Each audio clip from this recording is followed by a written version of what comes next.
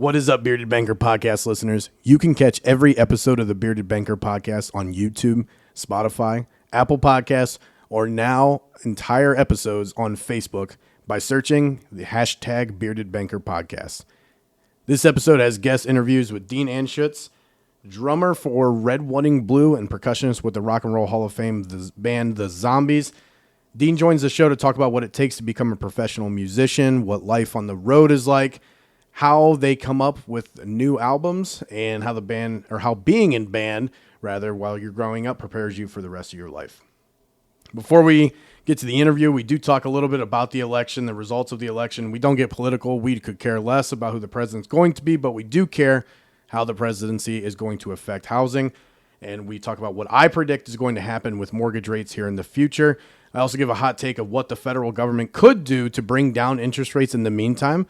So make sure you listen to that and give us your feedback. Also, we ask Aaron to rate the top 5 things in a man cave without knowing what comes next. So make sure you give us a like, a subscribe, or follow us. And all right, let's go.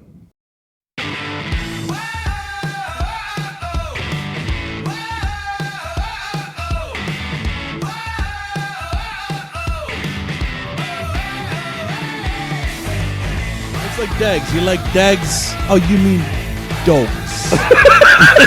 Welcome to the Bearded Banker Podcast that is brought to you by Alcova Mortgage and the Alcova Can-Do Pre-Approval. A pre-approval that guarantees your loan or pays the buyer and the seller of a property if your mortgage pre-approval falls through. Call us at 330-758-7542 to learn more. Alcova Mortgage, Equal Housing Lender, NMLS ID number 40508. Michael Swigert, NMLS ID number 1240868. NMLSConsumerAccess.org. Terms and conditions apply. All loans subject to credit approval. Now sit back, scroll through Instagram, keep overstimulating yourself, and enjoy your host, Michael Swigert. But no, anyway, okay, so we'll start here. But no, I'm loving it. It's going well, I think. Getting my ass kicked still, but I'm also making some progression. How about the friends? Are you making friends? Haven't made any friends, no. no, but great group of people, though. They're just so passionate about it, and... Save it for the judge. Okay, well, no, this is the judge. God. Mm-hmm. I should actually start this. Let's make it about you. Yeah, go ahead. Yeah, make it about you. Tenacity. How about that? Actually, it's kind of cool. You already won one. Yeah, get your own. I got mine. Get your own. Right there. there's mine. Tenacity. Yep. Alcova Mortgage honors Michael Swigert, the Jason Huddle Passion to Serve Award for the third quarter of 2024. So wow. Got it in the mail, fresh out of the mail. How much did that cost you? It's $19.95. Okay, good. Well, plus shipping and handling. Why don't we call it shipping and handling anymore? And why in the 90s was there more handling than shipping? Like, where did the handling go? Now we just say shipping. Well, is it the same concept as room and board? They just add it on there. It's like, why room and board? You know what? I don't know the answer to this. Yeah, same. Don't know the answer to this, but guess we'll find out. That was a good start. We have you doing your sword fighting, which you're still not official yet. No, I'm not authorized yet. How do you become official? So there's marshals. There's people called marshals. You've lost my interest. Well, then why'd you ask? Okay, go ahead.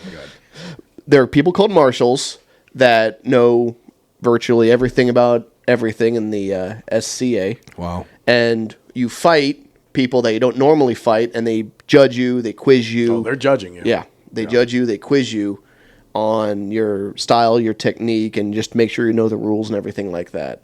And once they deem you worthy, then you are authorized. You can fight in tournaments and melee combat. I'm excited for that. So I'm going to buy my press outfit, get that ready to go. Oh my god! Yeah, it's going to be here before you know it. It is going to be here before. I'm so excited. Yeah. When I get authorized too, I get my medieval name. I don't know what it's going to be yet.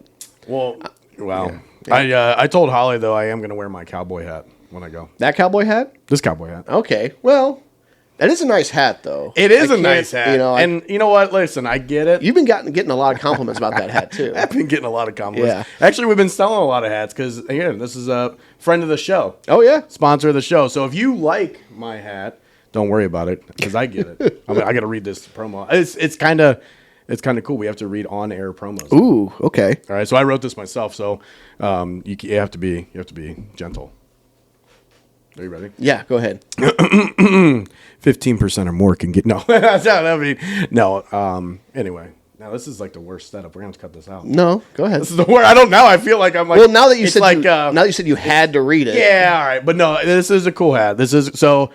I don't come off as a cowboy, obviously, but being from one of the smallest village in Ohio, and still living in a village. I don't think I think either of us represent the traditional cowboy you may think about, right? Yeah, no. But our friends at Cowboy Revolution Apparel Company are not your normal cowboy apparel, which is good. I mean, we have beards. People think we... Did cowboys have beards? You know what? Actually, it's a fun fact. We're going down a little tangent here, but I took a humanities class. Well, like what cowboys were. They were typically actually wrestlers. Yeah, they were gross. They were like Clint Eastwood didn't have a no. Yeah, John Wayne didn't have a beard. Well, they weren't actual cowboys. Well, but, I mean, they portrayed cowboys. Yeah. Anyway, so our friends over at Cowboy Revolution Apparel Company, not your normal cowboy apparel. They have a cowboy code, which is 10 points that they live by. And I think we at the Bearded Banker podcast try to incorporate most of those in our lives as well, especially taking pride in your work. Mm-hmm. They mix a bit of cowboy in with fashion, and their goal is to blend style, aesthetic, and sometimes even a little humor into their product. Oh, my. Which is what they told me when I first talked to them. I was like, yeah, I'm not a big cowboy guy. Like, did you see our cowboy hats? I'm like, there's no way I'm wearing a cowboy hat. And here you are. Cowboy hat. Really sweet. So head over to cowboyrevolution.com. Browse their sweet hats, slick apparel, and use the promo code BeardedBanker, all one word, to get 15% off your first order. That is Bearded Banker, all one word, at checkout, and you get 15% off your first order. They did ship. I got them in I think I got it in 2 days. So wow. I got a couple of them. Got it in 2 days. And they're really, so for those of us that have large heads, perfect. Where are they based out of? I have no idea. Wow.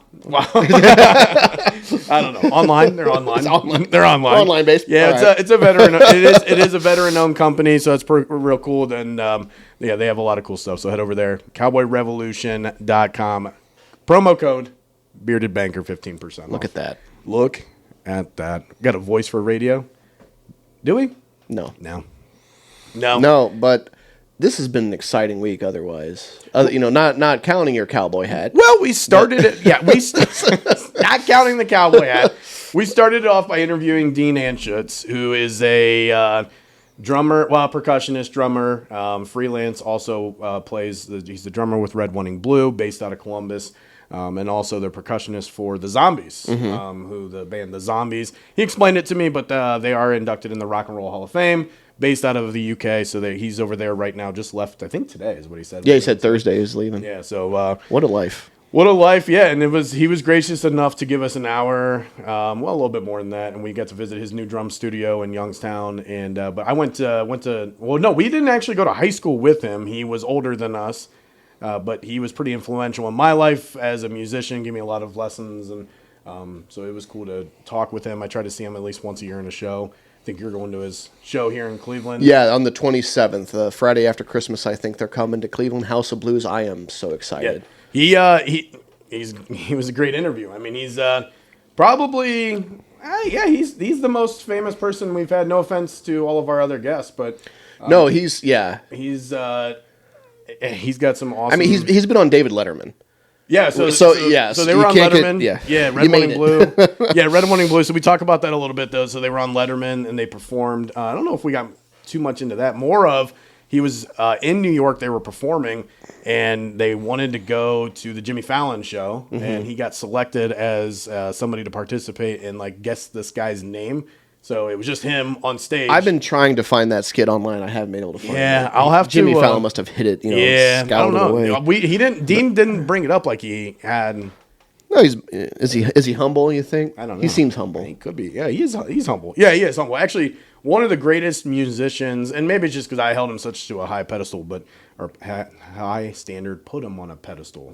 That's better, right? No. Okay, cool. All right, we'll rewind that.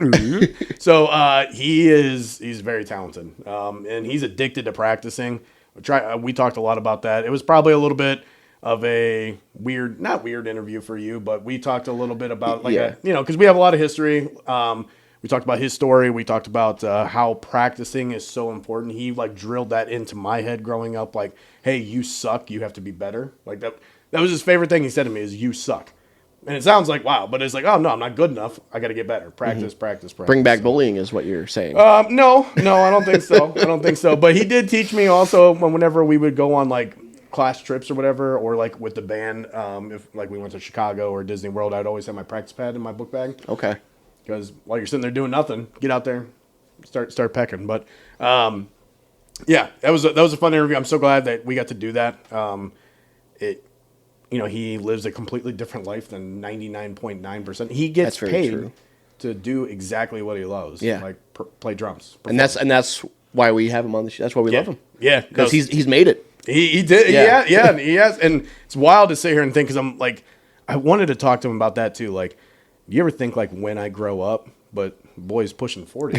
Is he 40? He's got to be. He has to be close. He's got to. I mean, he's got to be like 4 or 5 years older than us. Yeah. Well, no, and like you said, we needed more than an hour. We got to do a part 2 with Jed and Brock and a part 2 with Dean. Yeah. Because it's just like you can't. Yeah. It's way too much to talk about with his life, the band, his process, his spare time. You can't get to know Dean in an hour. Yeah, and it was cool. You know what? Because for some reason, I was pretty, like, I don't know, like when he was talking, I'm like, I was just into it. I probably did a really bad job. I have not listened to it yet. So I've probably did a really bad job of interviewing him. But his, like, insight to how they wrote an album, right? Their new album. They like weren't even together. Right. Like that's just to me is wild. I think like again, I think of when a band puts an album together, they're like stuck in this warehouse and they don't leave for weeks. Right? Yeah. And he's like, no, we don't even see each other. Like literally zero practice, don't see each other. Hey, I have this idea for a song. How about you to come up with the lyrics, or how about you come up with the drums? How about and he even said like he would like he would write the bass part, and like they all have these songs, and then he's like, "Wow, but I don't play this, so like make it better, right?" Yeah. And that was cool to see because I always we brought that up with Aaron Stoll, where I was like, "Isn't it crazy to think like somebody lived next door to where the Beatles would practice?" Yeah. Right, like these big bands, they're like System of a Down is practicing right here, and I'm just walking by you, but maybe they don't. According to Dean, they don't practice too much. Yeah. So, and he said a lot right before the show is when they kind of get their practice in. I'm like, yeah, that gives me anxiety. So, fun stuff, man. Fun stuff. But then after that interview, we had the election. Oof. And wasn't as entertaining. Man, I love the president. I love all elections because I like watching. I'll put like, the left news and the right news, right? Fox News and CNN or whatever. Multiple monitors. And I like watching just the two of them kind of like, I like to see the one desk call for the electoral votes and then they delete it because maybe not. Yeah. But there was no drama this year. It wasn't very fun. So I went to bed. Oh, there's plenty of drama. Yeah, I mean, it was a big election. I meant during the election night. Normally I remember watching in 2020, 2016. It's like, it was like the best reality TV show. By 11:30, I was like, I'm going to bed. This ain't even it. So, I don't care what side of the political aisle you're on. Let's talk about what the election is going to mean for interest rates and a little bit of real estate. So we're gonna have a couple hot takes. I'll have a couple hot takes of what I think we're going to see, and we'll kind of give a good prediction because here's what's cool. Go ahead. We've already seen what a Trump presidency does. So the best indicator of looking at the future is what? Looking at the past. Right? So kind of have it already set in stone. The only difference is now with this administration, I feel like we were talking about this off the air. Trump just doesn't really care anymore about his first election, he picked lobbyists. That's what he said. That right. Was he was told he had to. Right. And he had no idea how to govern is what he said. So again, whether you think he can or can't, doesn't matter. He just picked lobbyists, right? People that, these corporations that paid the most amount of money to get somebody in front of Trump and they want to be influential and powerful. This time around, he's like, I don't want any of those. So it's the market of the stock market, the market is not sure how to price a new Trump presidency in though. Well, yeah, because I can't talk intelligently about it, but it's like nobody knows how his policies and his cabinet are going to impact the way it's like having what'd you say RFK is going to be the FDA food and guy. Who's Elon Musk? Where's he going to put Elon Musk? Well, he's the Doge guy. Department of Government Efficiency. Nice. Yeah, I don't know. I have no idea, but I do know that coming from. So, what's surprising to me was that first Trump presidency, we did not see very much real estate reform. I feel like that the banking world and I would say more the banking world, the financing side of real estate is arguably the most regulated industry out there. Just what. Yeah. Anytime, if you've gotten a mortgage in the past, I don't know, 5 to 10 to 15 years, you understand the amount of regulation that goes into it and how much you have to comply with or sign. So many people get pissed off at us for like, why do you need this? I'm a tax-paying, law-abiding citizen. It's like we elections matter. Yeah, like you just write your congressman. Right. It's like I'm going off on a tangent here, but it's like all of them get, not all of them, but I want to say, some of them, especially the older clientele, are more prone to push back on your requests. And it's like, I try to explain to them in the nicest diplomatic way possible that yes, this is what's required. If you don't, I like your line, hey, you don't have to, you just won't get a mortgage. Yeah, so, I always say, you don't have to give me that bank statement. You black all that out if you want to. Number one, it's technically mortgage fraud. And number two, you're just not going to get a mortgage. Right. Yeah, it's a simple answer. But no, it's heavy regulations, and we didn't see any of that roll back during the first Trump presidency. Actually, you saw some added. Mm-hmm. But here's one thing. Okay, so this is what I've been saying. We've seen the mortgage rates increase since the last Fed meeting where they cut rates. Right? Substantially. Like a full percent. I want to know. I'm not sure about you, but some of the agents I work with, during that, when they went up, they said, hey, I heard rates are going down. Yeah. I want to know why they're getting that information at. The news. Is it the news? The news, is it this misleading? Right, so that's why whenever they cut rates, I made you do a video, remember, and send it out. Okay, so mortgage rates are not related to the Fed's funds rate. And that is what the Feds will cut.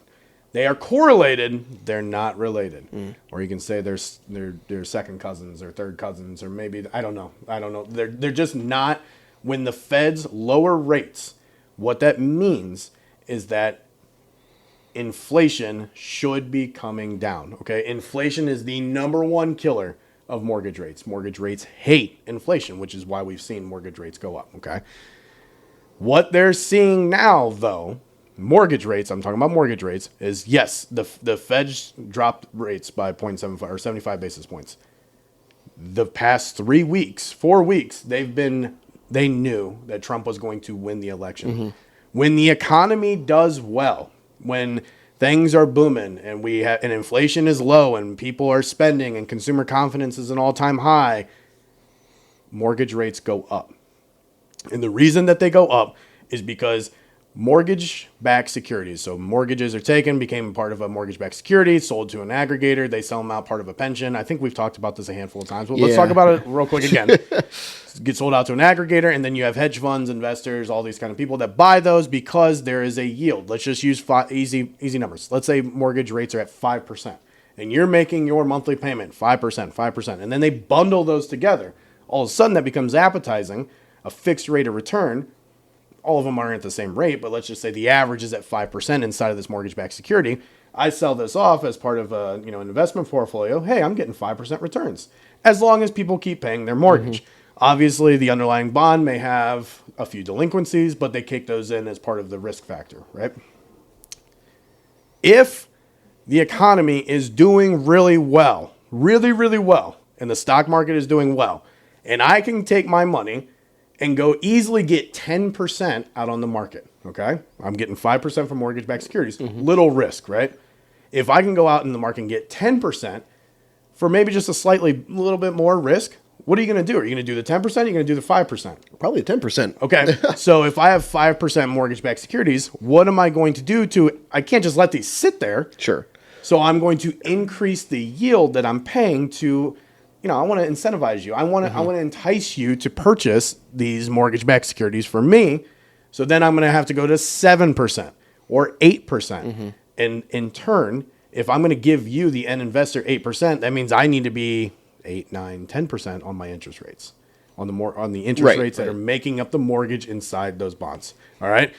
So does that make sense? I mean, it makes sense to me. Hopefully, our fans at home. Well, no. I mean, so I feel like that's simple enough where if you're getting a fixed rate of return, let's not say fixed rate return, but like right now, the 10-year Treasury has jumped significantly, and that's what's driving this mortgage rate increase the past 3-4 weeks, because they were like, yeah, Trump's going to win. Trump's going to win the election. The economy's going to boom. The stock market's going to do well. This is what they're all betting on. I'm not saying this is what's going to happen. I'm just saying this is what the market is betting on.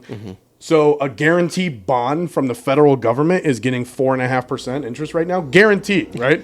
The only time that doesn't get paid out is if, there's no more United States of Treasury, right? Right. So if you're getting a guaranteed return of that much, then mortgage rates have to increase, because it has to incentivize people. Because why would I buy mortgage-backed securities? If I'm an investor, I'll just go buy bonds. I mean, bonds are what you gave your snot-nosed kid when he's 4 years old. That way when he turns 18, he has something. But mortgage-backed securities, low risk, still low risk. You have to increase the yield to encourage people to go. So on Housing Wire today, that's one of the big articles that's trending. Came out actually about 4 minutes before we started recording, but they said Trump is victorious. Will mortgage rates go to 8%? And their Feds are going to release that today around 2:00. Well, I think the Feds have a meting today. They're kind of going to. They're not going to do anything. They don't think so? No, they don't have enough data. I mean, inflation spiked a little bit, just a little bit. But jobless claims went down. But then they were like, well, because of the hurricane, that's why the jobless claims, or not the jobless claims. I'm sorry, the jobs created went down. So I don't think they're going to do anything now. I really doubt it. I don't know. I mean, honestly, I could see rates going up back to 7.5%, 8%. Yep. And I've been telling everybody that we were going to see another little refi boom for the people that bought last year. According to historical data, what's the best way to predict the future is to look in the past. That is what we were expecting.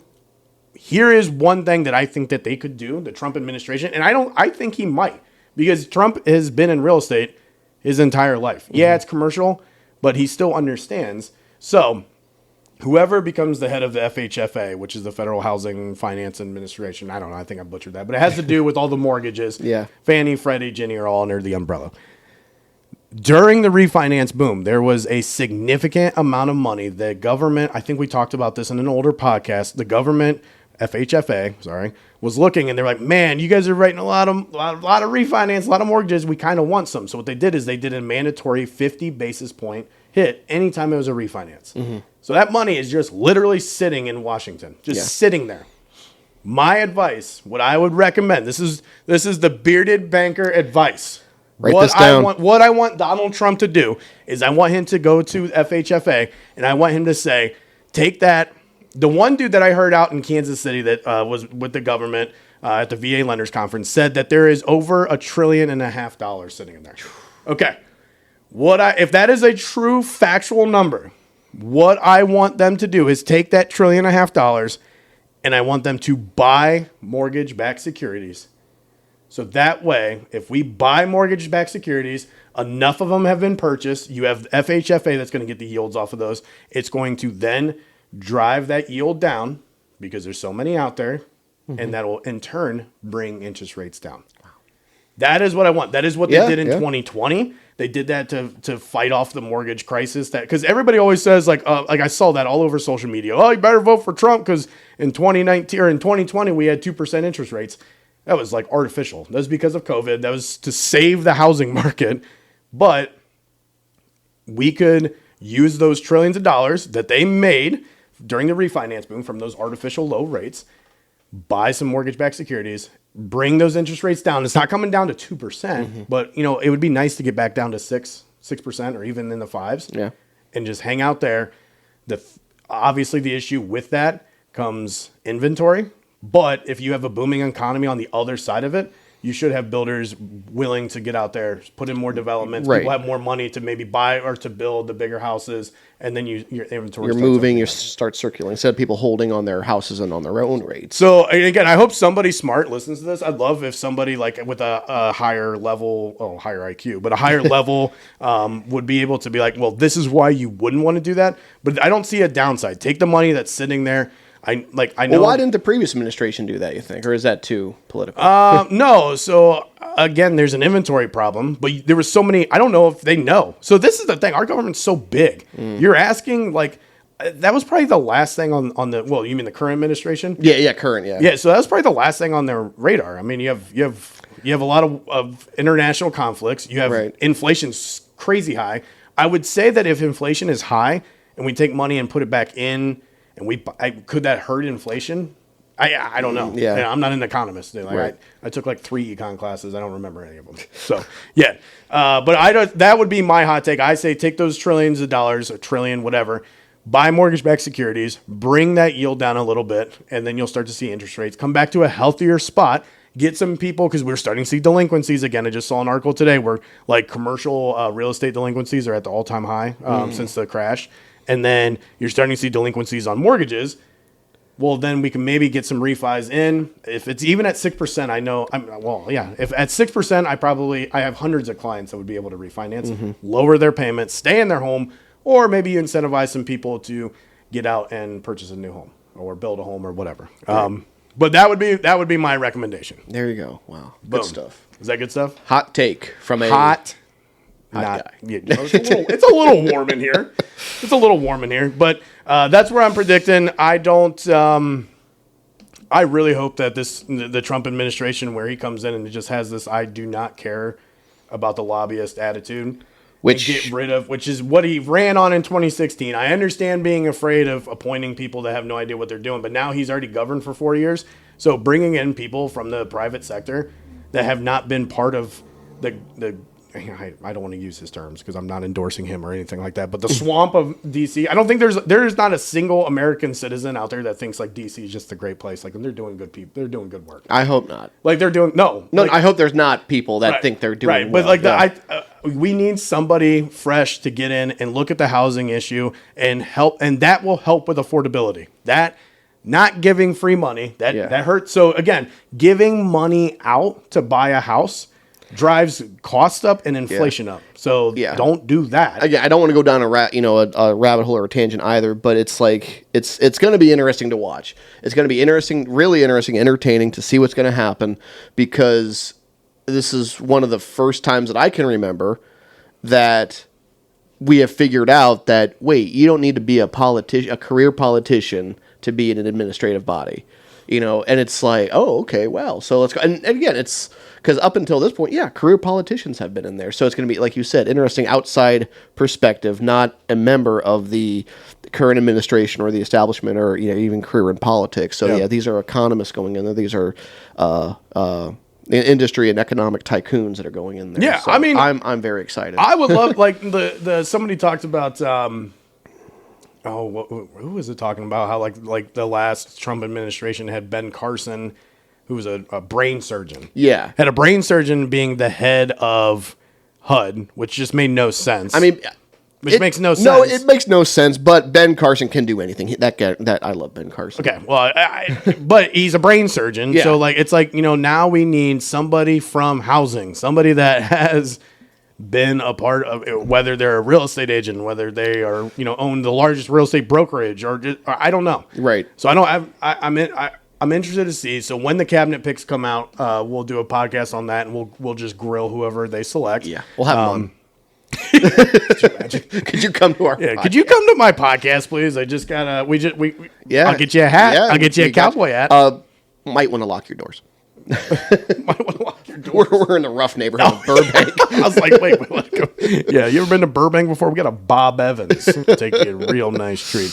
All right, well, let's before we get to the what's it called? The podcast? The interview with Dean. Yeah. We're gonna do can I do a new segment today for the podcast brought to you by Cowboy Revolution Apparel? Go ahead. Use promo code BeardedBanker to receive 15% off your first order.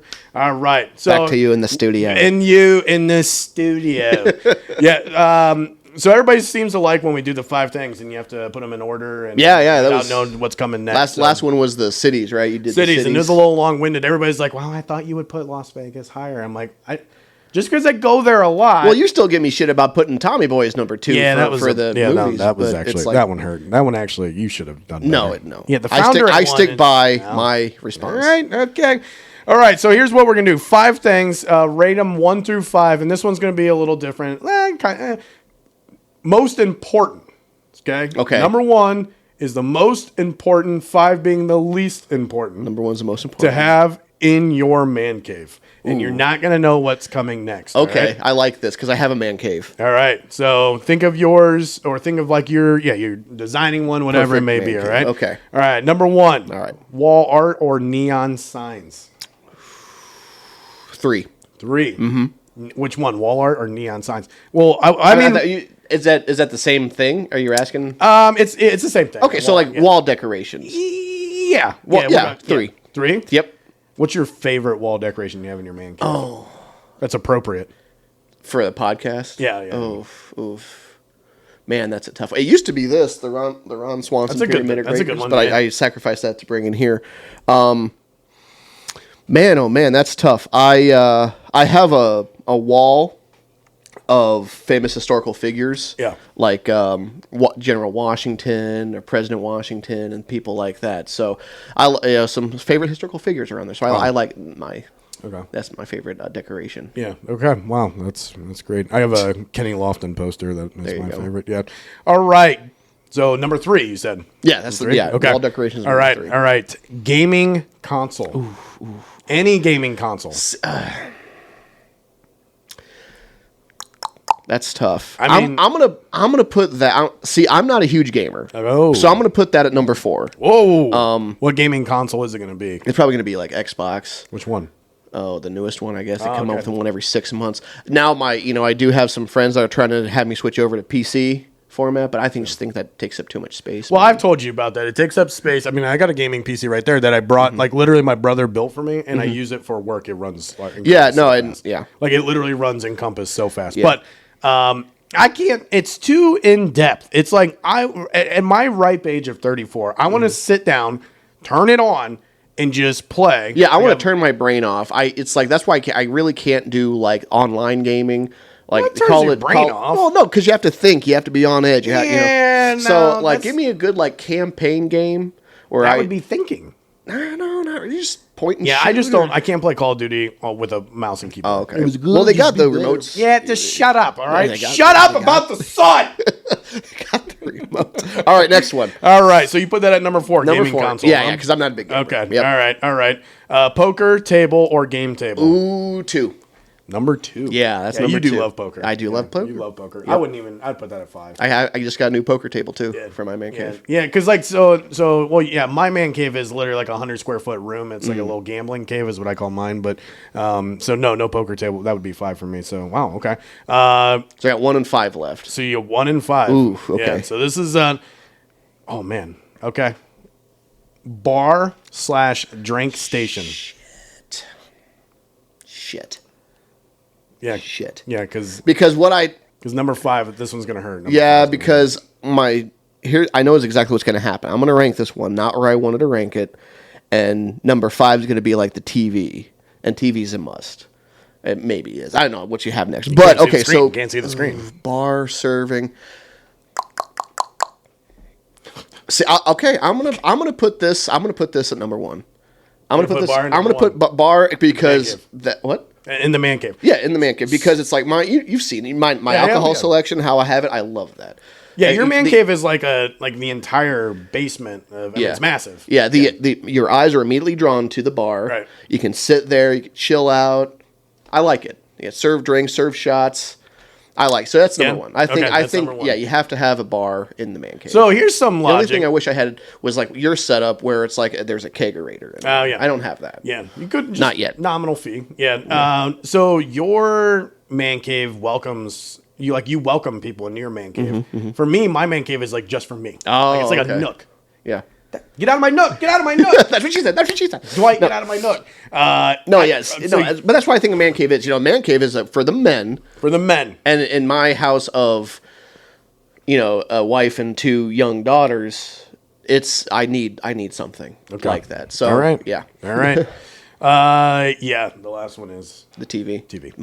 Yeah. I have to put it number 5, but like I said, because I want to stress how important the TV is. Yeah. But I'm just a TV guy. But no, I think that's a good list. Do you have a brand of TV that you only buy, or do you? Yeah, I only buy LG TVs. Okay. Yeah. I'm a LG. LG. Yeah, that's LG. Yep. Yeah. They knock on wood. I mean, it's gonna break down. So LG, if you're hearing this, I'll give you a shout out. Give me a free huge get a little TV. sponsor. Get a little sponsor. Yeah, in there. LG, come on. Yeah. But no, I love LG TVs. Knock on wood. They, I have them all over my house, and they haven't shut down yet or frozen or anything like that, and I can rely on them. Yeah. I'm actually particular on which brand of TV I buy. There's TV brands I will not buy. Like Westinghouse, not getting bought. Not at all. Oh shit! I won't buy a Roku TV. Oh yeah, no, I won't buy that. I'll buy I don't even have Roku. I'm gonna Google. Yeah. Google, What about Vizio TVs? Vizio's not bad.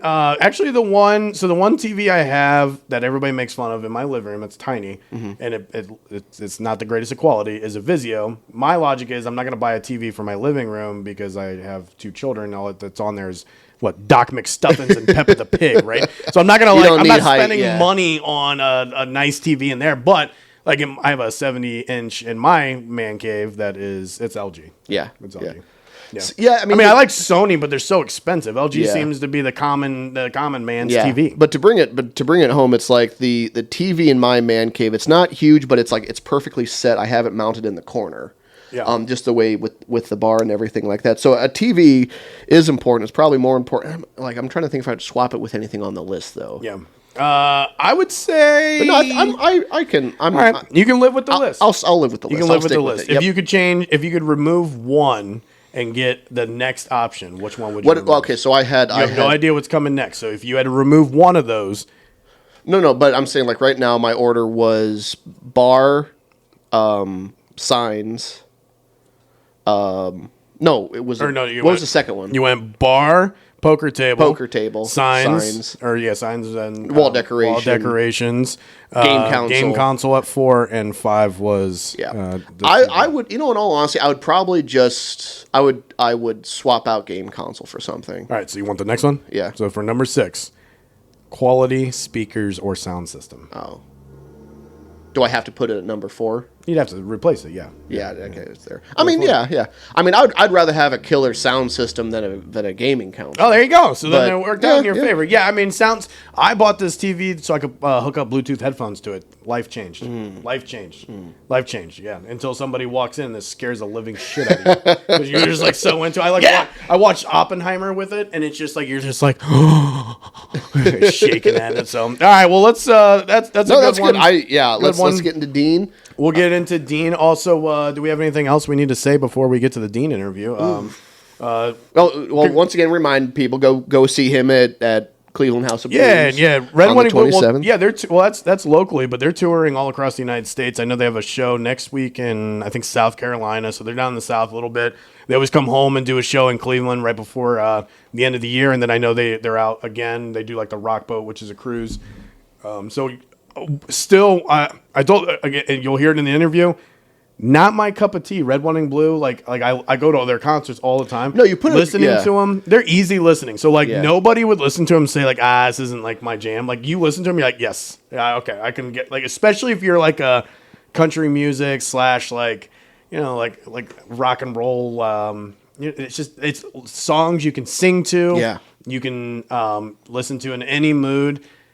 Watching them live, though, they are incredible. I'm excited. So you haven't seen them yet. The energy, I couldn't say it to Dean's face. The energy that Dean brings, and I know that I think they talked about this in one of their when they released they did content about one of the albums, and they talked about Dean. But the energy that Dean brings, the entire band just feeds off of.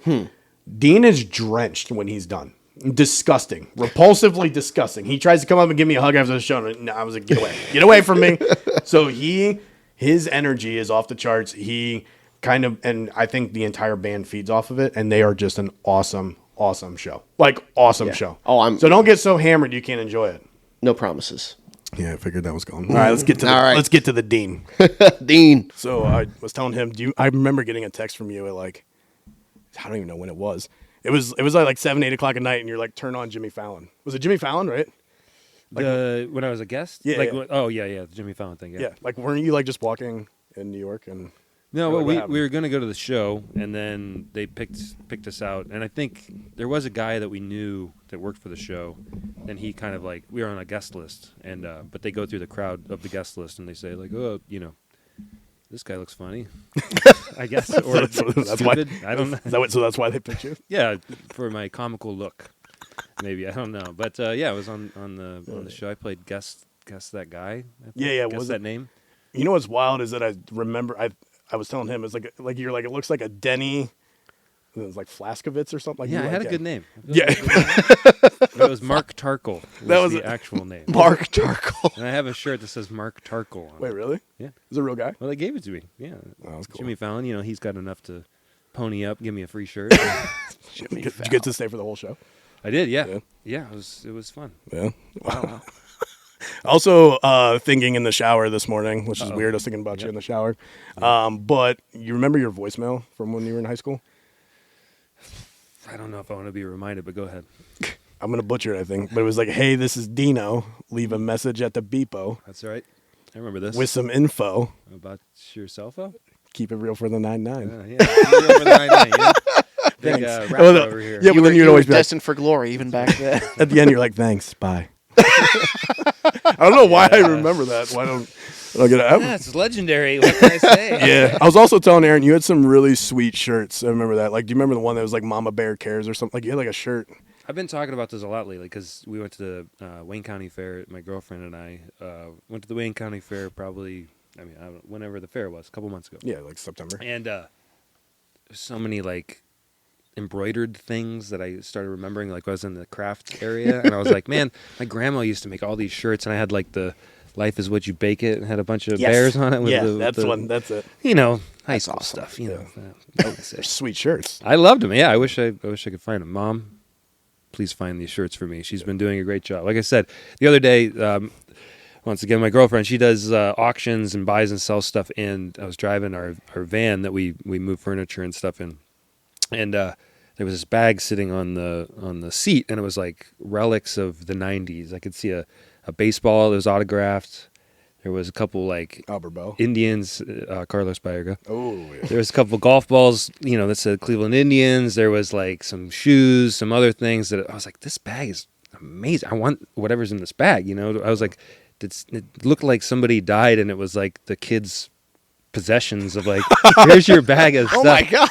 I'm going weird. I know. Yeah, no, it's good. But I'm looking at it, and I call her, and I was like, "What's this bag? Can I have these things in this bag? Because sometimes she'll buy something, she just wants this piece of pottery, and she's selling it, whatever." And so she's like, "It's your bag. It's all your stuff. Your mom dropped it off." And I was like, "Oh my god, it was amazing. I wish I had it right now." I like it. Well, it's like my mom. Maybe my mom's an anomaly, but it's like she'll. She's in a. What did you just say? Anomaly? No. I'm turning it on, guys. Wow. I'm anomaly. I like that. Ratings are going up. That's Comedy podcast now. The mom's always pressure, keep the pictures, keep the artwork and everything like that. And now for the past like 10 years, when are you going to get the crap out of my house? it's like she wants, hey, do you want, she sends me pictures of these pictures I drew in like second grade. Hey, do you want this? Do you want that? No, I don't. Yeah. I drew that for you. Yeah. So it's like, how do I prevent that in the future of like with my kids when I have crap that they make me? Just don't let them have any crap. Yeah.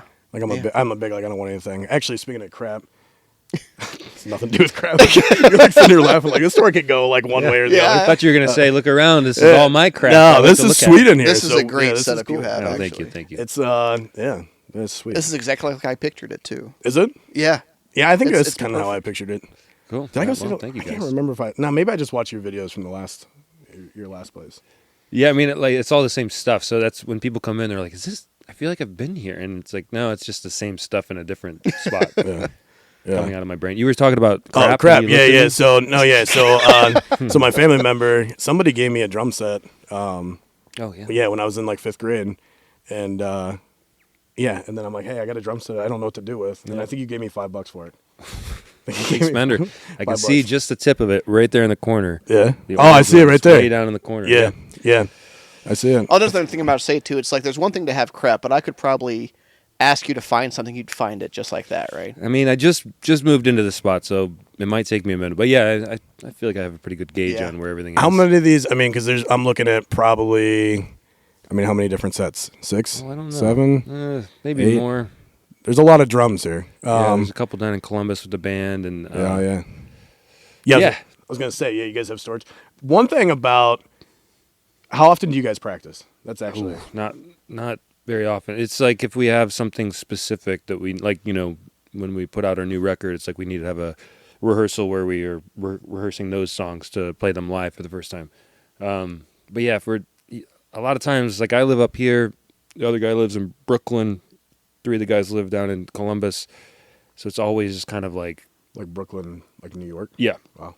And so we're always traveling in. So then it turns into like, do we have time to rehearse? Let's just try to do it in sound check. And we've been playing so long that it's like I think everybody just kind of knows to come to the table with, Yeah. So when you write, we're going off the original agenda here. But when you write, so you guys writing did you guys just come out with a new album? Yep. Yeah. So are you guys together writing that, or is it like each, hey, here's an idea of what we're kind of looking for? Yep. Dean, I need you to write your own part, and then we're going to kind of come together, is that when you practice? Yeah, Bohemian Rhapsody. How accurate was that movie? I've never seen it. Oh, I don't even know. I haven't seen it either. Yeah. You guys haven't seen Bohemian Rhapsody? No, I haven't seen it. They do a montage of how they write songs. Right. It happens all different ways. I think different bands do it different ways. I know bands where it's one dude and he's orchestrating everything and essentially puppet mastering and being like, you do this, here's the demo, make it as close to that as possible. This record for us particularly, because of my previous studio spot, I was able to record a ton of stuff on my own. Because that's the one thing with drums, it's like there's a lot of, if you want a nice reverb or something specific, it's hard to translate that by just vocalizing it or something. Yeah. So being able to have the tools to record it was very beneficial so I could show like how I wanted something to be. So we did a lot of remote stuff on the last one where we did all the demoing, like guys in Columbus were sending stuff up to me, and then I was doing stuff, send it to them. I'd write a song and send it to them, and then see if Scott liked it, and to write some lyrics to it. So it's all different ways, but I think maybe 2 or 3 of the tunes happened like in the room together, and most of them were all like other people's ideas brought to the table, and then usually no drums, and I'll just put on my thing and try to keep it. Everybody has an idea, but keep it as open as possible because they don't want to like make a drum part that I'm going to play that would have been more creative if I would have done it. And same with like bass or something like that. I'm not a bass player, so my bass line is going to be whack, and hopefully he can come up with something better. But Red, go ahead. No, that's it. Okay. Yeah. Okay. Well, Red Wanting Blue. Yep. Is there like an origin story to that name of how you came about that name? Is there like a meet cute story? Oh, what was the last thing? Meet cute. You know how people meet each other and they. Yeah. Gotcha. I really was thinking like meat. Like cute. I've never heard you. That's say what I call before. my steak. Meet cute. I was gonna say like a nice ground beef that's cute. Yeah. Well. You say nice ground beef. Ground beef. They're all personality. Meat. Yeah, I know, but like ground beef is nice. It's cute. It could be. It's veal. It's cute. Well, you're a vegetarian now. So, yeah, it's not cute anymore. The form of legs in a face. That's cute. Wow. Still tasty. Oh yeah, trust me. When I'm walking around the neighborhood and I smell somebody grilling out, I'm like, whew, I made a really bad decision. Are you a vegetarian? If you don't mind me asking, are you a vegetarian for like health reasons or animal rights reasons or somewhere in between? This one year, I think it was probably 2019, maybe even 18, but between Red Wanting Blue, Zombies, and I did another tour with some friends, 2 other bands, and I think I did one other thing. So I there's this one stretch in California. It's on this is the one, whatever the major like, Portland all the way down the road is. I forget what it is. Along the coast. 40? No. Yeah, I'm trying not to say it because I don't want to be like LA guy, California guy. The 101, the something, whatever the one that goes on the coast. It might be a 101, yeah. So we're driving down it a bunch of times, and it's already, the whole water thing with the aqueduct. Plus, that was a giant thing, and they grow things that they shouldn't because there's not enough water to supply for the area, but they got the land. It's just all a bunch of stuff. But there's this one spot it's it's just miles of cows that it's their last spot before they die. You know? And it was just disgusting. It smells so bad, looks so bad, and it's. I love animals. I want animals to be able to go to college, do whatever they want. You know, I want to end their Married, have life. children, just grow old. Yeah, but I guess it's like the mass producing of anything, you know, and it's going to come this way with Impossible Burgers and beyond. It's like they're going to shortcut to try to make that cheaper. Yeah. But it's like the whole idea of like, we don't need this. Like, it's so wasteful and there's so much water. And so it's a mixture of, it's mostly environmental, but then I have a big St. Bernard and she looks like a cow. So it's like, she looks delicious. She looks delicious. she's a, you know, that has, you know, looks like a cow. So it's like, I see a cow and I'm like, how could I ever eat this? I've officially disassociated like, wow, animals and food to me, I think, you know, like, because now it's gross, where at the beginning I was like, I just feel like if I could eat like vegetarian one day a week, that'll save a bunch of water and everything else. So, you know, it's like, whatever. I also travel around in a big bus that gets 5 miles to the gallon and spews diesel everywhere. So it's like, that's, you know, you do what you can, you know, recycle and try to be a good person, I guess. Okay. Well, Red Wanting Blue, back to that. Oh, yeah, The meat cute story. Yes. Yeah. Red Wanting Blue. So I wasn't even in the band when they started, but Scott, our singer, had written some lyrics. I don't think it was ever in a song, but I think it was something to the effect of "You'll still find me red wanting blue," and it's the idea of red and blue are primary colors; they can't be one another, and it's the human condition to want something you can't have. It's like, you can't go to the moon. Okay, we're going to go to the moon. You can't do this. We're going to go do that. It's someone tells you no, and makes you want to do it even more. It's also the idea of grass is always greener on the other side, you know. And especially considering I don't know when this will air, but the political season, it's not political at all. The band started in 96. That was before Red and Blue States even existed. So everybody we played a downtown thing here in Youngstown a couple weeks ago, and people didn't know the band, and they were like, I can't believe they're getting political with it. And I was like, I never even thought of that. I literally have never even thought of it. We get a lot of questions about it, and you're like, I don't even know really what.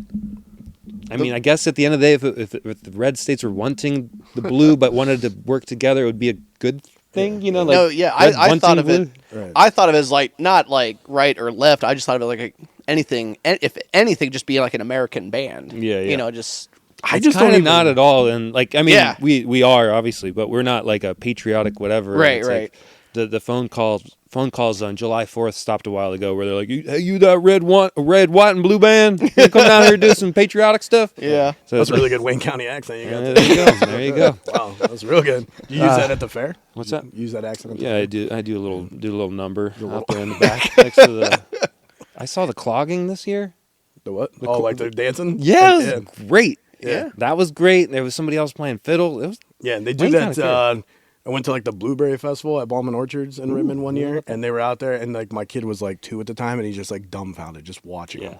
And I was too. Like I was like, I would love to do that. Are you a good dancer? I think so. You think I don't know if I'd go on any competitions, but I really want to tap dance. It's something I will do before I die. I want to get some of them nice shoes, and I used to do a little. Do you ever see my triplet thing I used to do with my loose shoes? Yeah. I'm still mystified by that. Yeah.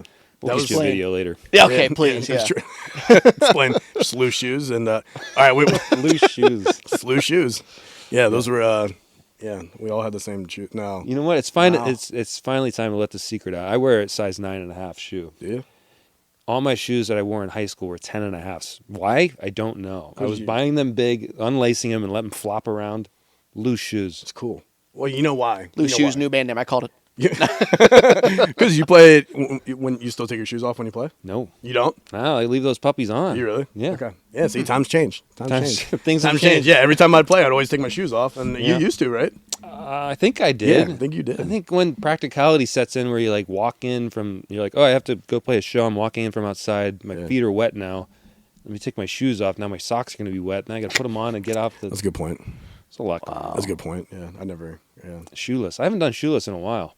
Yeah, I think I played timpani without shoes on too. Yeah, I would. I'd take my shoes off. Some graceful feet. Yeah, I don't know why. Now I'm sitting here thinking about it. Wow, unbelievable. All right, well, let's go to.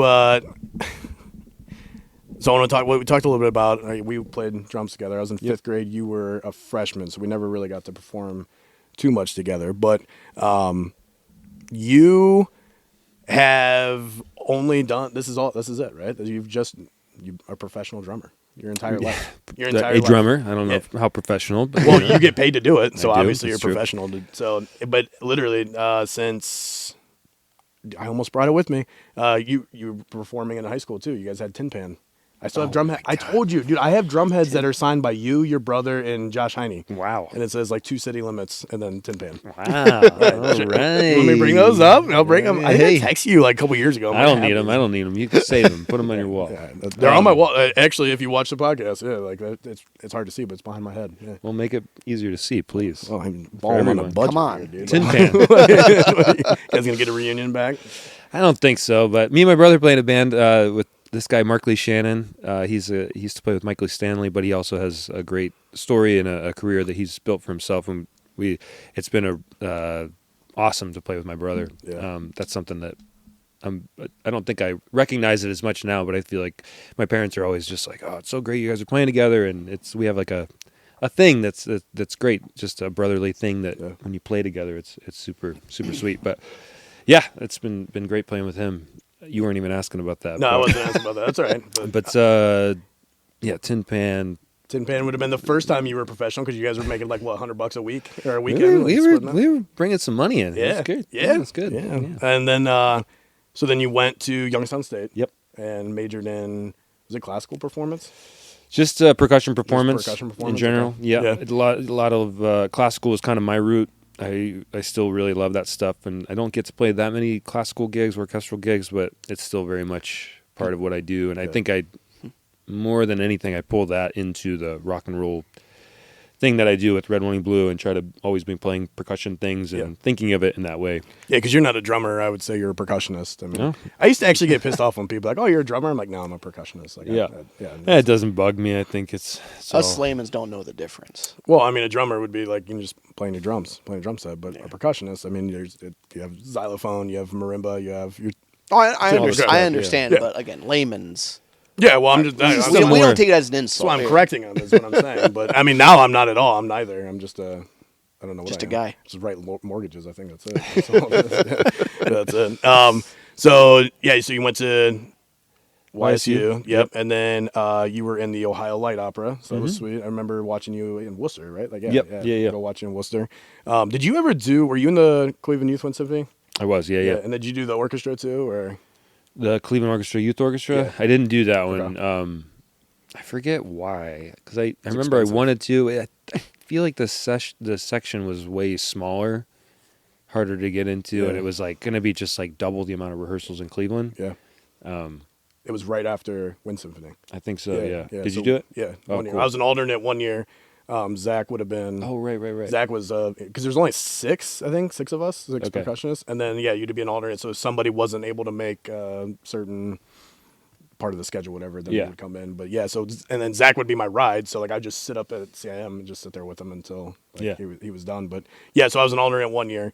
Did you the Wind Symphony 2 years? 2 years? No, 3 years. 3 years, yeah, which is cool. Actually, one of the a real estate agent that he works with and that we know, he taught at Smithville. He was one of our, like, a guest conductor. Oh, cool. The 1 year. I didn't even know. But he's like, yeah, what year was it? I was like, 2006, I think. So that's kind of, sitting there and talked like about, what's his name, Dr. C. Pluck. I don't know if you remember him. Yeah. Of course, yeah. Because we went to Paris and Ireland, or France and Ireland. Yeah. For a couple weeks, and that was it was amazing. Did you do that? I did, yeah. I didn't get the chance. We were supposed to go to Sydney. So Zach went, but we didn't. Oh, man, I know. that That would would've have been perform at the Sydney Opera House? Like, It's insane. Yeah, we played this one venue that had I think it was something like 10-second reverb tail, which means like if you for the layman folk, That's why I'm here. this is the sound, right? But then if it's reverberous, it would be like for like 10 seconds, So it was a big church, and we were playing in there, and it was just so messy because it's very hard to play that way. And I remember I was playing timpani, and we were using rental timpani everywhere. Obviously, timpani is not the easiest, especially if you need to do a lot of tuning. And this one had a key change in the middle of the piece, and the key change started with me doing a roll on the timpani, right?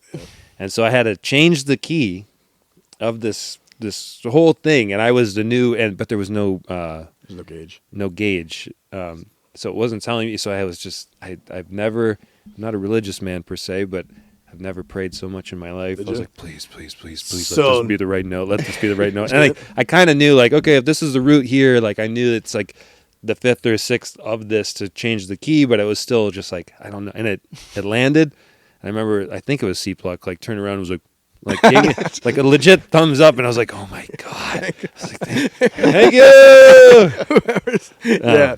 That's so for layman's terms. So a timpani, there's one right there. It's a big drum, right? And you can change the you change the pitch of it, the tune, right? So with that pedal, and there's normally a gauge where you can, like, if it's a nicer or a newer one, right, it'll have it, so you can actually sit there and tune them before you perform, and you can see exactly where you need to adjust the pedal. There's a little arrow to show you exact tension with your foot. This one didn't have that, so you have to sit there and you'd be like sitting there, like, flicking with, trying to put you down and see if I got it right, and Yeah. Going to those especially if pitch it's harmonicas.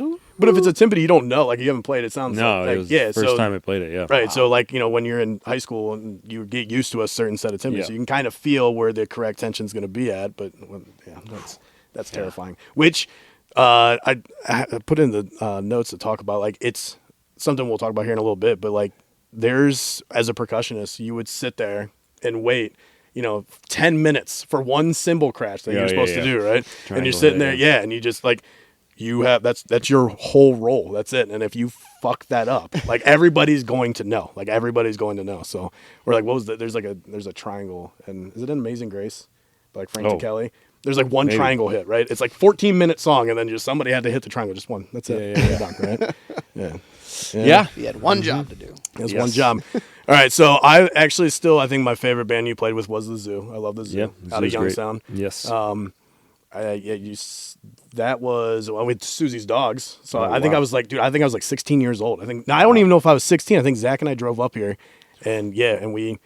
Could you imagine that? Like, some 14, you're just letting your 14-year-old kid go to. Especially, I mean, that was like the first time I came to Youngstown. Nobody really warned us that it was like a little bit rough around the edges. Rough. You know? It's not as Which bad. I Like, love. now it's great. Like, Yeah. now it's great. But yeah, then it was a little. It's a little rough. I just remember we drove down. Anybody that knows Youngstown just drove down Market Street. This is 15 years ago. Or more, I guess 20 gotta be years, more than that, 21 yeah. years, 22 years ago. I was a junior. I came with, like, I think Tyler Rupp and Josh Chafin, Tushar. I don't know if there were. I can't remember if anybody else was with us. I don't know. But I remember we were just driving on Market Street, like, oh, let's just go find some food. And it's bad over there. It was bad over there. Everything's been closed. It hasn't really come back from all that. And it was. But yeah, same kind of thing. You're just driving in here, like, I don't know about this spot, but I loved it because it was nothing like Creston. It was nothing like it was Worcester. definitely It not was like, just definitely completely different, and it didn't matter to me, but I was really excited. But yeah, I can't imagine you coming to Susie's when you're 14, 15. When you're It's just like, I mean, my mom just was like, all right, well, here's $20 or whatever. Like, and rode up with, Zach, who, like, was the world's worst driver. And we just drive up. We have no idea where we're going. There's no GPS. There's no map. Like, you had to map quest it. And we came to watch you guys play, and we had to pay like $2. The cover charge was like $2. Oh, yeah. That's how you make the big Those bucks. were the days, right? That was back when Youngstown was like the top 5 in the nation for, like, murders per capita or whatever. Like that. The murder capital of the world Yeah, for a while. Yeah. So if you bring that up now, so like Ryan, who we work with, he's like, no, it's not like that anymore because he lives up here. And Yeah. I'm like, I'm just saying that. The first week I was in Youngstown, I was over by Crandall Park. I lived on the north side, and we were driving back one night. There was like a car full of people. We're driving back, and I saw this car in the middle of the road, just kind of barely moving, and somebody had, like, we kind of just drove around it, didn't think anything of it, and somebody had shot through the window, through the guy's head. His head was up against the steering wheel, like, As you passed just him? past him. I mean, like, he was already gone at that point. Yeah. Oh, okay. But that was like the first week I moved to Youngstown. Did you stop? What's that? Did you stop?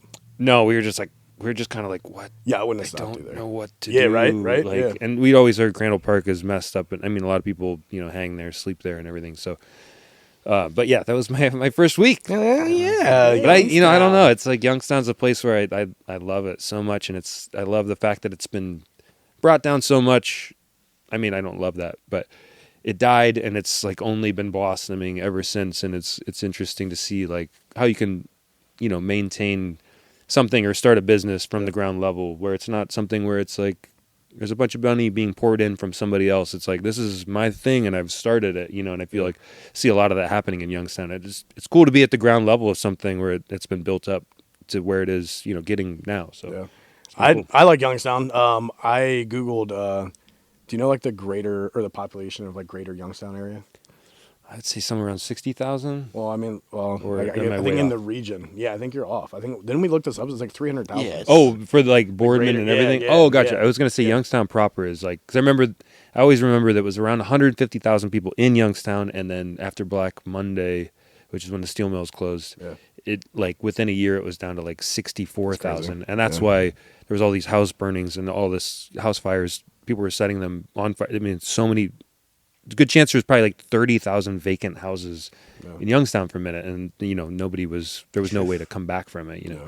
So yeah. Anyway, that's a bit depressing. That's a bit, all I just said is I like the zoo. Like, I like watching the zoo, driving up to Youngstown and Look at this path. So I anyway, love who the else zoo. wants to cry? Yeah. So, okay. Well, we got back to. I mean, I like Youngstown. Yeah. I like it. It's different from where we live. Yeah. Yes. And also, we bring this up probably like on 2 different podcasts. Like, it's crazy that Ohio has so many different like small cities. Like, not like we don't have like a major. I mean, Columbus is getting close to like a major city. Yeah, it's pretty. Yeah, it's pretty big, but you have like Columbus, like obviously Cleveland, Cincinnati, 3 Cs, Youngstown is like, I mean, we just said it. I think it's like over 300,000 people live in this little area, and then you Yeah. have Toledo, then you have Dayton, Akron, Canton. I mean, Akron, that's big, so it's.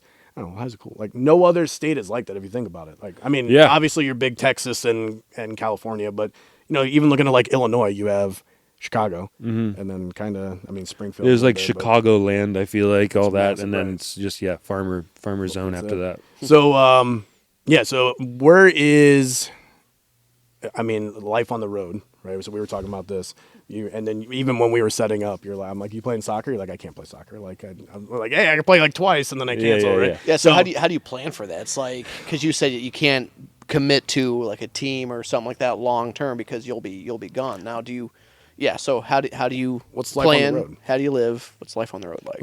Let's start by saying that there's no teams asking me to play soccer at all. I'll ask you. And You want me to start a team? we're talking interim here. We're talking we were just talking about how it's hard to commit to anything at all because the schedule is always kind of determined by like where I'm going to need to travel, and sometimes things happen rapidly where they just, hey, everybody's got to be available next week for this thing. That doesn't happen too often, but it does happen, and it's my way of life is like I'm always like, no one's going to pay me unless I'm working for that. It's like I don't have the 9 to 5 umbrella of like, I know what I'm going to be doing next year. It's like I don't know what I'm going to be doing next year, which is cool. It's also frightening and stressful, but I feel like after a certain point, you kind of live with it and know how to operate that way. But yeah, I mean, I love it. I feel like the first time recently, I've said no to some work, which felt kind of a little bit liberating. Knowing that like, hey, I'm going to pick and choose kind of what I want to do and what's important to me as we get older, and Power of no. and just also being able to be around for people's things, my significant others, birthdays and things. I want to be there for them, I still definitely want to travel and tour and do all that. But yeah, I mean, for a long time, it was just, and luckily with Red, White, and Blue particularly, we just kind of just like relinquish control of our lives to be like, we're just going to do this for as long and as hard as we can for a while. And I think, especially during COVID, a couple guys had kids, and that kind of changed our outlook a little bit of like, let's try to go out for 2 weeks and come back. Like, let's try to get back so we can do what we need to do, but let's treat it more as a job as far as like, let's go make make our nut, make our money, and get back and enjoy the things that we want to enjoy, Where before it was more exploratory, like, let's just go out and be on the road forever. And it's great. It's fun, but it's, you start missing things at home, and doing your own thing and all that. But I mean, I love it. There's a job where you get to travel and see the world. I've been to Scandinavia, the UK, a bunch of Europe, all over the US, bunch of states. It's been great. So I think, Do you have a manager to help you facilitate and schedule all that stuff too? Yeah, booking agent. I don't have a personal manager, but we have booking agent for the band and then a manager for the band, and different people that play different roles for all that kind of stuff. Okay. But yeah. Wow. So you guys can just concentrate on your performance. Well, yeah, sometimes, but then you got the world of social media now, where it's like that's a whole other like, oh, you made your record, now let's make videos dancing to it or whatever. You I saw that. Let's be on Lane Podcast for people. Maybe There you go. maybe that's why that was on. Yeah, right. Maybe that's why it was on my brain that you are you a good dancer, because I did see that video. Yeah. What was it, dancing in a video? Was What it video? somebody dancing? Weren't you just dancing in a video? I was throwing drums around for a promo video for a zombies thing, but I don't know if that I was feel it. like there was no. I think it was Could've red, been white, and blue. dancing. I I like thought it was. dancing. Yeah, I'm That's just. Yeah, crumping. I mean, when you're throwing the right, is that what they call it now? What's- The what's kids that? crumping. Crumpin'. the hell Yeah. is that? I thought it was like aggressive dancing. You've came up with so many new phrases on this podcast. These aren't It's new. unbelievable. These are It sounds well-known. new. Like what was it? Intern. Meet cute. Meet Yeah, cute. that's Meet the- cute. Crumping, meet cute, Yeah, blue wow. What shoes. did- No, Amomali was yours. Momoli was a good That's one. a good one. That actually was a really good one. That's a great We should one. make Yeah. a T-shirt out of that. Momoli. T-shirt. Momoli. New band name. I called it. All right. So where was your? Give me your like, because I have like one performance that I can always think of like that sticks out in my head. What was like your favorite performance ever? Oh man, jeez Louise. Or one that like just sticks out in your head. You're like, give me. I'll give you actually. So let me give you Yeah, mine yeah, I'll think of while you yours. do. It's actually Yeah. yours. So it was right at your guys' first performance after COVID down in Columbus. It wasn't at the Newport. Was that the Newport? It was when we like showed our vaccination cards, everything to get in. I don't know. It was like in like It was. I think it was at the Newport. I could look it up. Was this red wanting blue? Or was it the No, it was red, one, and blue. Okay. And it was. It wasn't Bluestone. I mean, we played there last year for the first time, so I'm trying to think what was before that. It was That's like maybe a- Newport. Is the Newport like in a building that looks like it's just like an apartment building, and you kind of walk in and then it's like this amphitheater down in, or the Yeah, I that mean it? it's on High Street. yeah maybe. It's on High Street, like Yeah, the was it main downtown? drag I of think so. Columbus. I think it was, Yeah, yeah. I mean that would. So it must have been Newport. But all right, so we're in there, and it was like the first time, like, because you guys had to take, like, this is what I was telling Aaron. I'm like, I think this performance was so emotional. Maybe it wasn't. It just felt like it was. Yeah. Right? Because you guys had, there's only one way for you guys to make a living, and that's to perform. Yeah. And during COVID, you're Yeah. doing what you could, but you weren't able to do what you love and your job. So then it was like you finally got that opportunity. I want to say it was like later 2021 too. And yeah, it was like you're playing Hope on a Rope, which is my favorite song to watch live. It's a good one. And I told him, because he hasn't been to a Red, One, and Blue concert yet, so I told him to look out for that one. in and December, and then really. so like this performance, I'm sitting there like I'm tearing up, like what the fuck? Why am I tearing up? Right? Yeah. And then there was just so much energy in the room. And then you guys, like half of the band, like left the stage for like you guys, like you left the stage, and then like half the band left the stage, and then came back, like because it was like almost like you needed a breather. Oh, you remember that? Maybe, performance? yeah, I don't know. Maybe it was we were doing My Name Is Death or something. Maybe with the No. Yeah, no. It's like literally down, and then you came back on the stage, and then you. I It mean, was like encore. I don't know. no, it was like Oh, in it the was middle just like a- because like you guys performed that concert was longer than any other performance I went to. Well, This sounds like a mystical, Yeah. amazing concert. I well, wish you I was have at. yeah, so that's good because so I got it, and I'm like sitting there, I'm like, holy shit, that was like because like I've seen you perform, like I've seen Yeah, Rolling yeah. Blue a ton. Yeah, that was like the one performance of yours that like really sticks out in my head. Oh, I'm like, cool. I'm sitting there, and I'm just like, oh shit. Yeah, I mean, good. it was a it's COVID was terrible, obviously for so many reasons, but there was some benefits of allowing people to. I think there was a minute there, and I feel like it's already fading away again. But people were really appreciated being out for anything, but especially for something like that, being able to have a show and emotionally like feel that connection again with the audience. And I think that's just always important to us, and we definitely have felt more and more. Just grateful for people coming out to any shows ever, because we know we'd all like to be sitting in our pajamas watching Netflix, right? Sometimes Daddy wants to let his hair down. A little That's bit. right. I always got So it. I got a I always mullet. You got see, I got a that. mullet going. I like that. I like that. Yeah, I got a cowboy hat too. Cowboy hat and mullet. Yeah, they sponsor the podcast now. So Nice. We're not gonna plug with you on here though. We'll plug Hey, it later. But yeah, all right. So you got a performance. Oh, that sticks favorite out in your head. performance. I mean, because you also do the rock boat every year, which is cool. Yeah, It's gotta be yeah. well with Sister Hazel. Yep. They're cool. Yeah. No cool. big deal. No big Yeah, deal. Right? Man, I don't know. That's a good question. I mean, I remember one time at House of Blues where I broke off my drum stool at the end of Hope on a Rope. Were you at that show? That was that. Yeah, That was crazy. that did. Yeah. Was that was that when? Because you guys used to do 2 nights. Yeah. Yeah. We did like the acoustic night and then the regular, or Yeah. vice versa. But Wow. I don't know, man. That's a good question. That was a good show. Favorite There was a bunch of Norwegian people at that show too. I remember that. Wow, Yeah. I love it. I guess we were talking about Hope on a Rope. We do this kind of extended outro thing that's improv based, and it's very aggressive and supposed to be emotional and get something out of everybody, and it. I guess the first time we did that was spur of the moment, but we did 11 big hits, like kind of slow, but 11 hits for. Like we played in Pittsburgh the day after the synagogue shooting, which was, I don't know, 8 years ago. But it was the kind of thing where we were like, why are we doing this? Why are we playing music? And so we decided to do these 11 hits to kind of explain, not explain, but like we're acknowledging that this happened yesterday in Pittsburgh, and we played the very next day playing a show. And it's just like, why are we doing this? So it was trying to make that connection, because it's like, why I'm just playing music. Other people are like saving lives and doing things like that, Anything like that after a tragedy or an event like that, I can't even imagine having to perform not just like something that may be a little bit connected to that, but just like anything. Yeah. Trying to make people happy and entertain them when that's all in the back of their mind. I can't. But no one ever asked me to. It's true, but yeah.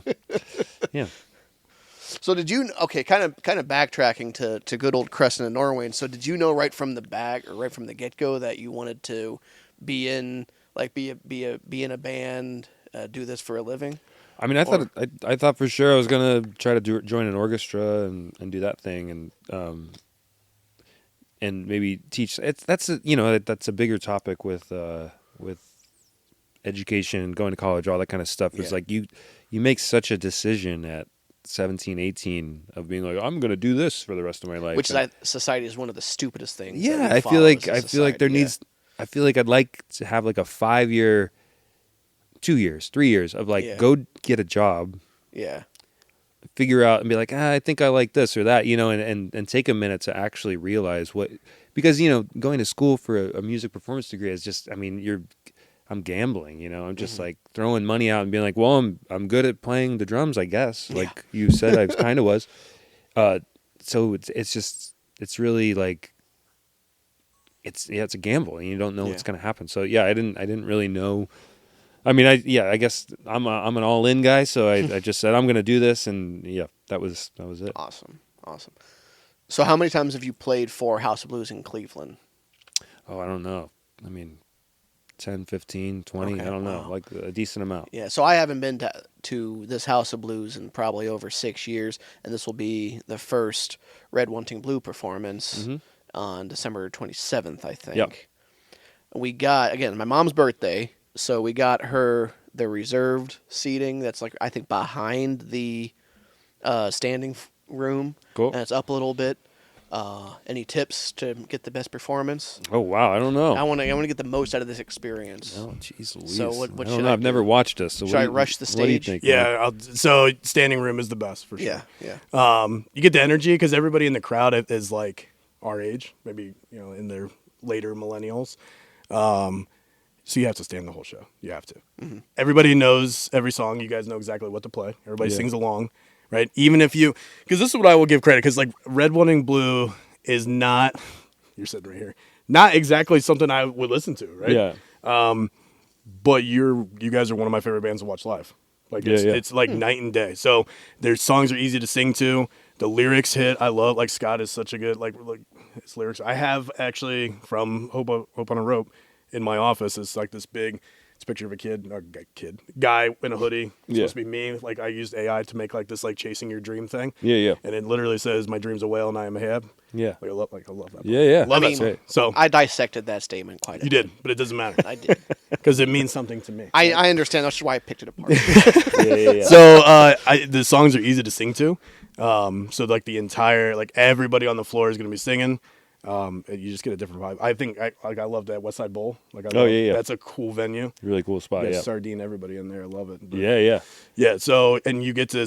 There's no seating there. Well, they're kind of up on the bowling. Yeah, alley a up to little the bit. back But yeah, there. but you're standing, so that you have the best seats for sure. Oh no, we're very excited. Yeah, and it's, like I said, a whole bunch of Norway people are going, so Cool. we can.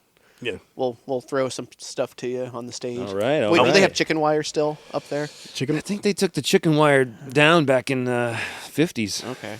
Yeah. Well, they used to have chicken wire. Oh, they really did? No, I'm just kidding. Oh, I was like, wow. that was a Blues Brothers reference. Yeah, why not? That's the thing. Yeah, what is that place called? Crap. Where did they play? Where they had the chicken wire? Rusty Nail or something like Something like that. that, Yeah. yeah. it was Oh, something. Me and my brother used to play with Tin Pan. This place called the Rattlesnake Saloon. Where's that at? I don't even know. I mean, you guys traveled that far? No, I mean it was like 15 minutes, but it was like from. So where would it have I been? don't know. That's what I'm saying. In It's like Worcester? no, outside of thing. You know, like a suburb of. I don't know. A suburb. There is no suburb. There's a cow. There's a suburb of Worcester. Dude.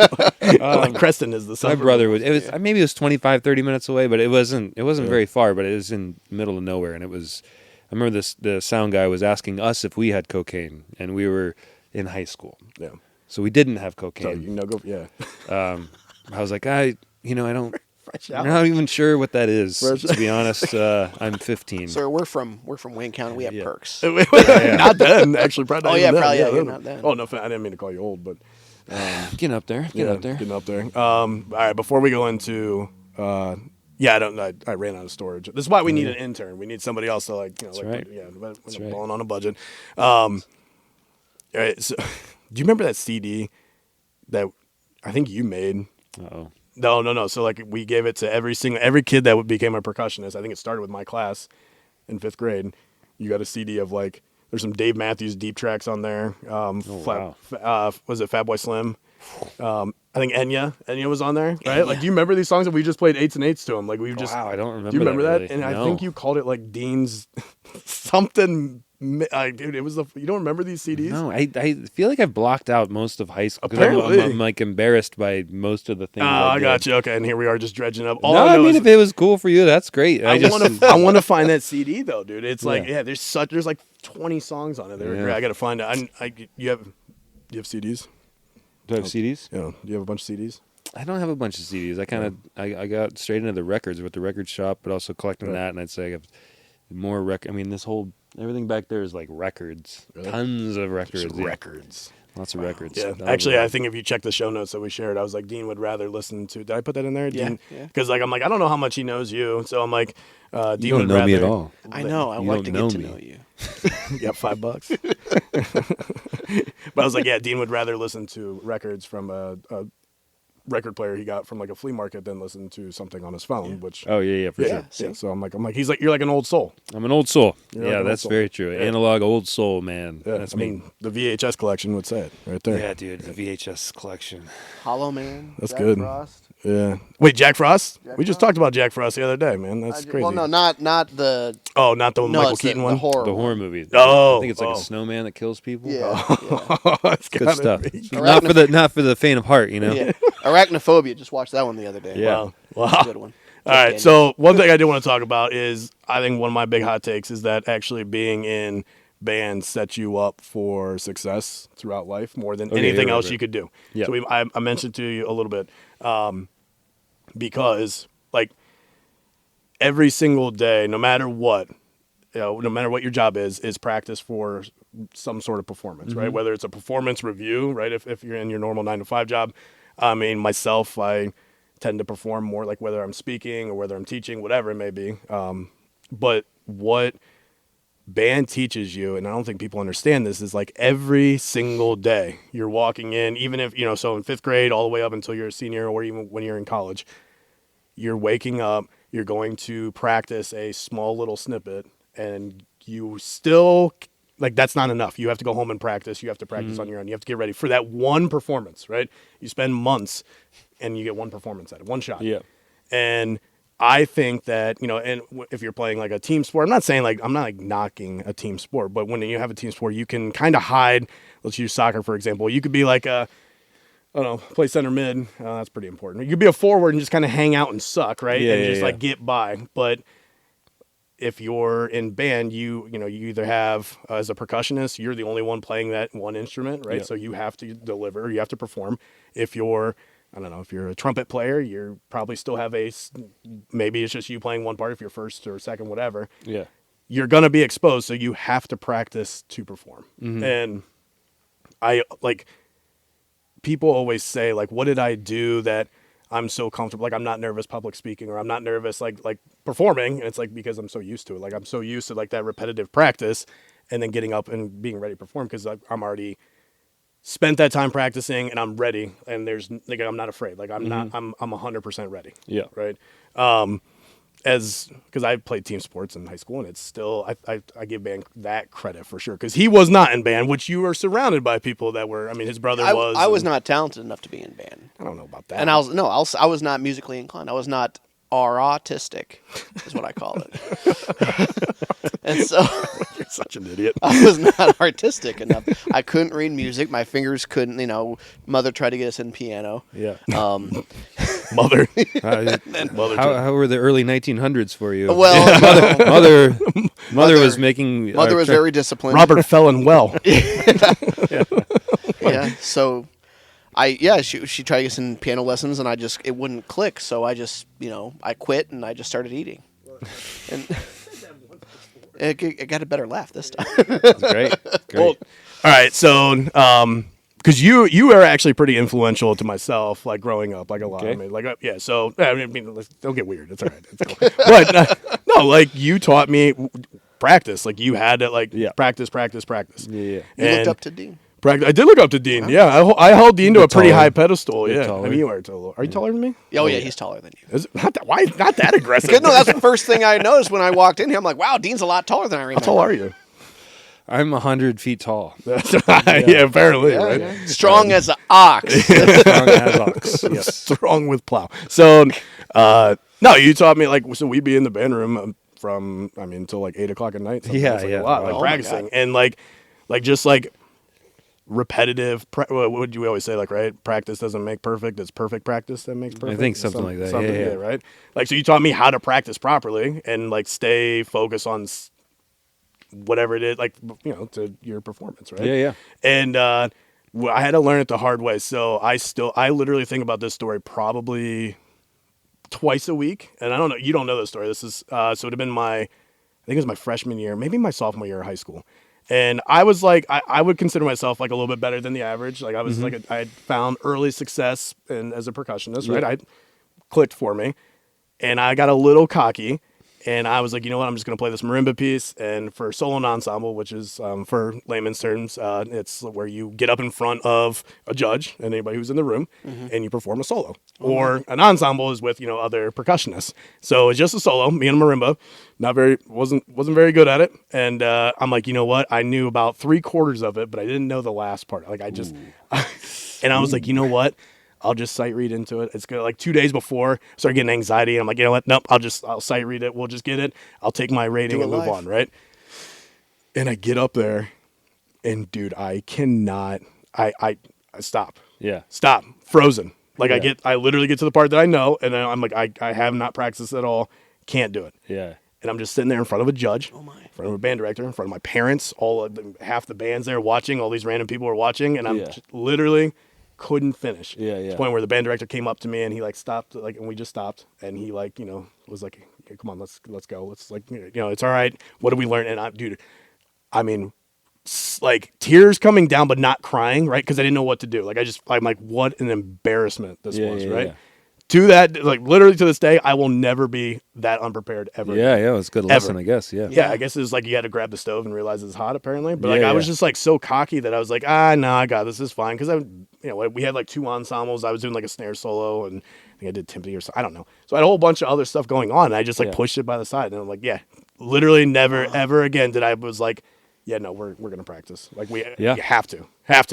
Yeah, embarrassing. Still think about it like twice a week. Yeah, that's good. I mean, feeling. I feel like that's what do they say about the AA stuff? It's like the first step is admitting you have the problem, and this isn't exactly the same thing, but at least you acknowledge. There's some people who do that and just never think about it again and be like, oh, that was fun.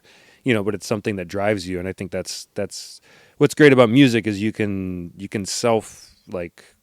You can see you were talking about practicing every day, you get the performance, but you can kind of gauge where you are with things all the time. Yeah. Like maybe if we're in a team sport, it's like you're only doing the thing that you're doing, which is maybe getting the ball and then passing it to somebody else. Oh, I did that good. Great. Yeah. With music, it's like, well, I'm playing this from start to finish. If it's not better, it's my own fault. It's like kind of, it's a team the same way where you're letting somebody else down by not coming to the table with your stuff. And I feel like, yeah, I mean, a lot of that is very you have to be self-aware. You have to, I mean, there's so many things with percussion is like you use the mirror and look at it, check your technique. And this is a sidebar, but I used to work at Westfield Golf Course back in high school and with my brother. And that I loved it so much because I would cut the grass and you'd see the grass was long and now it's short. In music, you never get that gratification. It takes 8 months to cut the grass, and then finally, like, oh, I can play this piece now. Yeah. You can't just walk in and be like, got that done. I mean, you sort of can, but with these broader things, you never get to put something away. It's always with you. At night, you're like, you watch Instagram. Oh, this guy's really good. I need to be better. Like, it's constantly driving. And I feel like that's me in a nutshell. Is like, never stopping. Always wanted to keep going, get better. You can always have more stuff. You can always have more money. You can always be playing more gigs. And it's like, I'm trying to find somewhere in between there where I can also, I don't want to be content, but like choosing what I want to do more. But I think that's a perfect mindset, because that's a similar mindset. Like, there's always somebody better than me. Oh, for sure. Yeah. And so like in my head, okay, we'll go back to like, so going through high school for me, like in performing. So even when I was at Cleveland Institute of Music for that one season and then the orchestra, like, it was somebody's better than me. It was always you, actually, in my head. I was always like, well, Dean's better. Dean would say I suck, right? Like, go practice, he had you a suck, picture right? of you on his bathroom literally just when he played the drums. Yeah, that's weird. Okay, yeah. No, I'll take it down when I get home. But no, it was like like you're content enough, like, look what I did. I have a sense of accomplishment, but I need to be better. Like, I'm very critical, always critical of my work, still to this day. And yeah, which I think, again, sets you up. If that's your mindset, which I think we developed from being in band, right? Like playing music, every aspect of your life should be like that. You should be content, but never be like, just like, all right, I'm going to like dial it back and just, this is it. Like, I'm just going to fly through it. Like, no, like, get better, be better, improve yourself. Yeah. And that's what I think band teaches you, as opposed to where, like, a team sport, you can kind of be hidden as like, or like, Aaron played football. Like, all right, I or you play defense. So like, I made a tackle. Good. Here we go. Next play. Yeah. As opposed to, maybe band doesn't teach you like, all right, make a tackle. Or I played this piece. Or I played this, these 8 bars here. I'm going to go to the next thing. It stops there. So it's like, in that analogy, it's like, you made a tackle. Great job. It ends there. You don't analyze how you made that tackle or if that tackle could have been better. No, you completed that goal. And then, on to the next play. But it's it sounds like layman, you can constantly evolve. Not that it's constantly evolving, but you can constantly get better, evolve, change things up. Say, did that note sound better than this? So things like that. So this, we always bring it back to these, the try hard, early and continuing on. You mentioned Instagram and how these guys are getting so good. They don't post on Instagram what they did to accomplish that, what they, the hours of practicing, of studying, rehearsing, of having a space like this or something like that where you can get to that point. Yeah, for sure. Or you're not seeing the practice that it took the 8 hours of trying to, you watch, like, there's this guy, there's this guy I follow on TikTok. It's like El Sapario or something like that. He's a drummer. Have you seen him? I don't think so. I'll have to send him. He's ridiculous chops. Like, I don't know how he does it. Like, with his feet. I mean, he's unbelievable. Like, I'm going to send you a shit. It's like, I don't know. This guy with a big beard? Yeah, and he always wears like one that's like, it's like a Disney logo, but it says drugs like on his hoodie. Maybe no, I don't think he doesn't. He's like, English is not his main language. Oh, he's like Eastern European or something. Maybe, like that. yeah. I feel like maybe I know who you're talking about. Okay, really fast stuff, and he's unbelievably fast. Yeah, like, it's crazy. And but he actually posted a video that it took him like 7 hours to do this 30-second clip, and he finally got it. Wow. Right. Mm-hmm. So like, that's what's cool about now, where we can post it on social media. You see that, but like, you don't see the 8 hours of practice it took to get there, right? Or this one little rip that he plays. But no, I still think everybody should at least have a couple, like at least 2 years. I think they still do that in public school. Like you have to have like 2 years of choir or something like, or like 2 years of music or something like that. I mean, even if it's choir, man. I mean, it doesn't. I mean, band's just completely different, right? And it also teaches like music because you kind of touched on this where like emotion plays in such a like if we all three had the same talent of as a musician and we played the same piece, all three of performances would be completely different, right? And that's what I love about music, where it's like it teaches you to put emotion into it. So like if you're going to do something, you have to have some sort of emotion or don't do it at all. Self-expression too. Yeah. And it's again, if you're like even at your job, like if you're not putting in, if you don't care about it, like obviously you're not going to have a great performance, and what's the point? So just my little soapbox of band. I think it's good. It teaches responsibility. It teaches the expression of that kind of stuff. And I haven't thought a ton about this, but the thing that people say to me all the time, I really wish I would have kept playing my instrument. I really wish I would have learned piano, because I have no way of like, everybody loves the idea of the guy with the acoustic guitar sitting at the campfire just strumming chords and singing, because it's a great pastime. It feels great. And no matter what that is, I feel like so many people bring it up because it is a thing that you can create and express something yourself, And I feel like that's like, just doesn't happen all the time with, you can't really do that with other things. You don't have that outlet, Yeah. But I really hate the way things are headed with taking arts and stuff out of schools. It just seems like it's such a silly thing, because it's like, well, then what's left? Like, how are you going to express yourself? Yeah. Yeah, but also you're never going to get that experience, and you're never like, it's so many people have shown so many great things that have come out of those other,